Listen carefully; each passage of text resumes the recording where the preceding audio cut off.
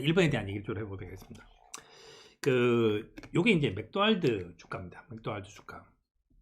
제가 맥도날드 주가를 이제 언제 그랬었냐면, 이 되게 재밌게 제가 생각했던 것이, 제가 작년도에 이제 미국 여행을 갔는데, 미국 여행을 가면서 비행기 안에서 이제 뭘 봤는가 하면 파운더라고 한 영화를 봤어요.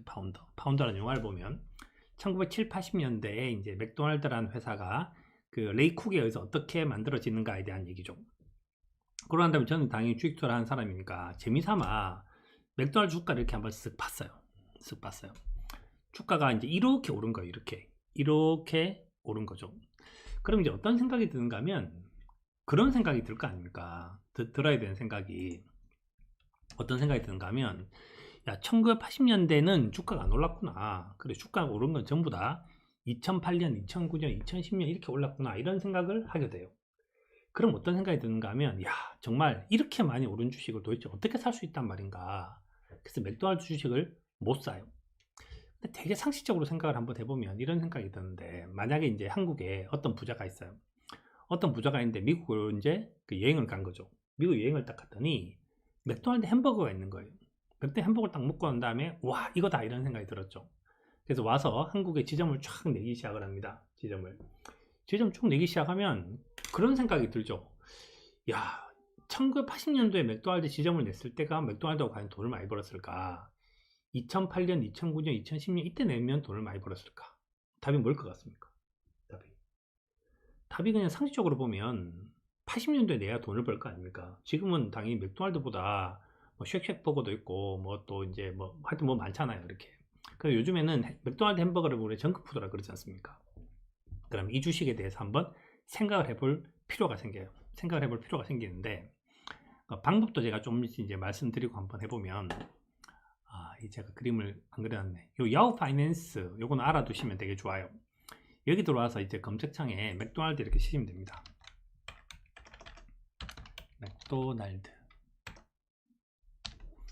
맥도날드 이렇게 쳐요. 제가 이건 이제 풀로 한번 보여드릴게요. 그래서 히스토리컬 데이터를 누르시고, 여기 이제 타임 피리어드, 맥스, 히스토리컬 프라이스 데일리 하지 말고 먼슬리, 그렇게 해서 어플라이, 다운로드 하시면 파일이 이렇게 뜹니다.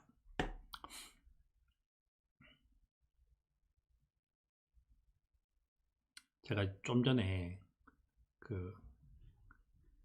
서울에 도착해가지고 제가 좀 경황이 없습니다 지금. 자, 66년도부터 시작해서 이렇게 자료가 만들어졌는데, 차트를 보면, 맥도날드 주가 그림을 그리면 이렇게 그려지잖아요. 방금 봤던 게 맞지 않습니까? 그러면 야, 여기서는 주가가 정말 많이 올랐는데 1966년도부터 1980년도까지 주가가 하나도 안 올랐어요. 정말 기이하지 않습니까?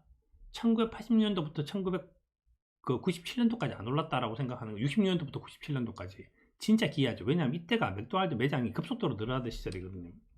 근데 이걸 이렇게 그림을 그리면 안 돼요. 왜 그림을 그리면 안 되는가 하면, 66년도죠. 그러면 주가가 어떻게 움직였는가 이렇게 생각해 봅시다. 맥도날드 매장이 한 개가 있었어요. 그 다음 맥도날드 매장이 두 개가 되죠. 그럼 맥도날드 매장 몇 개 되겠습니까? 4개 되겠죠. 그럼 몇 개 되겠습니까? 8개 이렇게 되겠죠. 16개 이렇게 될 거지 않습니까? 그러면 계산이 쉽게 1개, 10개, 100개, 1000개, 10,000개 이렇게 그림을 그리면, 이렇게 그린 그림을 차트로 그려버리게 되면 이 뒤에 1개, 10개, 100개가 의미가 없어져요. 뭔 뜻인가 하면, 100층짜리 건물 혹은 이제 한 200층짜리 건물 뭐 이런 건물이 있다고 칩시다. 100층짜리 건물 밑에서 보면 10층이나 20층이나 똑같아요. 사실은 아무런 느낌이 없는 거죠. 그러면 얘를 이렇게 하지 말고 로그 차트라고 하는, 여기서 설명을 다시 해볼게요. 자, 얘를 로그 차트가 있어요. 로그 차트. 우리가 학교 다닐 때 배운 적이 있는데, 로그 차트를 그림을 그려서 로그 10을 밑으로 하는 걸 그림을 그리면 이렇게 그림을 그리면 여기가 0, 1, 2, 3, 4 이렇게 나오죠. 자, 이건 이제 이렇게 하면 확실히 이해하실 수 있어요. 자, 그럼 여기를, 그래서 종가로 그림을 그리지 말고 여기를 로그로 그림을 그릴 수 있게 돼요.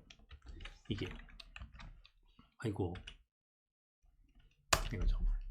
자, 로그로 그림을 그리면 어떤 결과가 만들어지냐 하면 우리가 상식적으로 생각한 것과 동일한 결과가 만들어져요.